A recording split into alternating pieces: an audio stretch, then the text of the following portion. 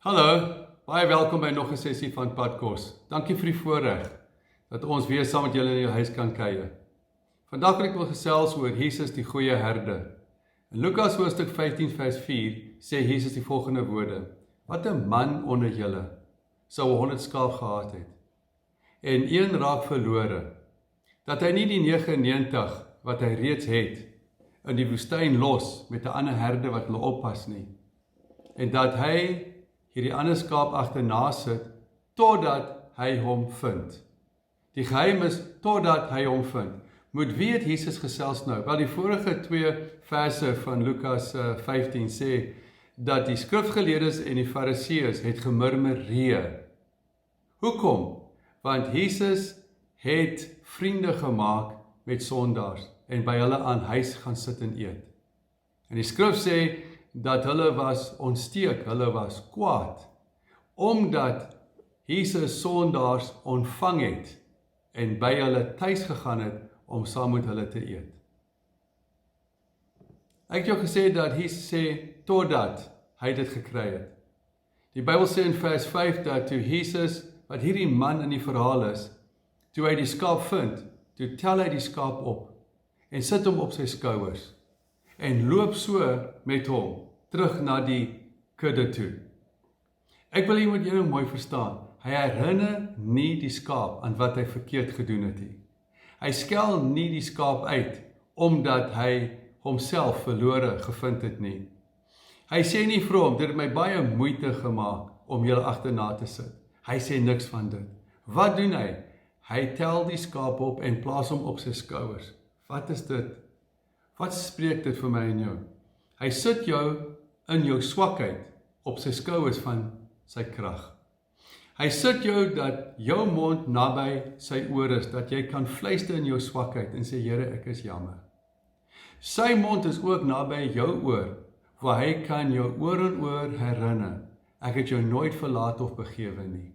Maak nie saak hoe jy verlore raak, jy's nooit ver van my. Ek verwag nie jy moet my vind nie.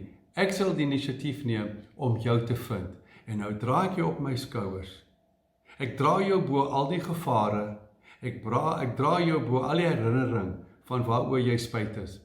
En toe Jesus by die huis kom, toe roep hy al sy vriende en al sy bure, en hy sê, vier hierdie blydskap saam met my, want hierdie skaap wat verlore is nou weer terug waar hy hoort. Onthou die Bybel sê, Jesus het die skaap op sy skouers opgetel met blydskap. Nie met woede nie, nie met kwaadheid nie, maar met blydskap. Het jy nodig dat die Here jou in jou verlorenheid vandag optel? In sy blydskap, in sy vreugde, en hy wil jou vier, en hy dra jou na 'n veilige plek. Ek wil hê, ons moet nog een verstaan, in Matteus hoofstuk 18 vers 11, is dieselfde verhaal, maar net 'n ander woord. Hy sê, daar staan, die seun van die mens het gekom, om die te red wat verlore is. Dit was sy mandaat.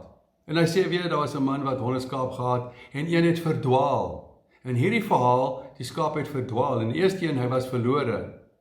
Verdwaal beteken, hy het nie moedswillig van die herde weggeloop nie. Jy sien, hierdie skaap, en skape vreet gras heeldag. Hy was aan sy neus gelei, in sy voorsiening wat hy daagliks nodig gehad het. En soos hy geëet het, so het sy voorsiening verder en verder in die toekoms gegaan. En toe hy verder kom, kon hy nie snif in die neus kry, en toe sy neusie verby met die skaapie, want die herde was nêrens om te vind nie. Daar's baie mense vandag wat al klaar voor die lockdown klaar is, hulle werk verloor. Daar's party van hulle wat wonder, gaan ek nog 'n werk hê oor 3 weke? Die Here wil vir jou sê, moenie nou aan jou neus gelei word, en om plannetjies te beraam, hoe gaan ek vir my huis voorsien? God sê aan jou vandag, soek eers die koninkryk van God, en al die dinge sal jou bygevoeg word. Ek wil julle graag herinner aan Psalm 23 vers 1, die Here is my herder, die Here is jou herder. Jy sal niks aan ontbreek nie. In ander woorde, die Here is jou herder, jy sal niks kort kom nie. Hy sê die volgende, Hy laat my neerlê in groen weivelde. Hoor my, laat nie dit ek eet in groen weivelde. As jy so dik geëet is, hy laat jou neerlê in groen weivelde. Hy lei my na waters waar daar rus is. Let op, rus. Die Here wil jou ryklik seën vandag. En ek wil vir julle sê dat julle wat nog nie aan Jesus Christus behoort nie, hier's 'n goeie brokkie nuus vir julle vandag. In Johannes 10:16 sê Jesus ek het nog ander skape wat nie van hierdie stal is nie, maar ek sal hulle ook gaan vind. Ek sal hulle ook optel en ek sal hulle ook deel van my kudde maak, sodat hulle sal een kudde wees en een herder wees. Mag die Here jou ryklik seën vandag. Die Here seën jou.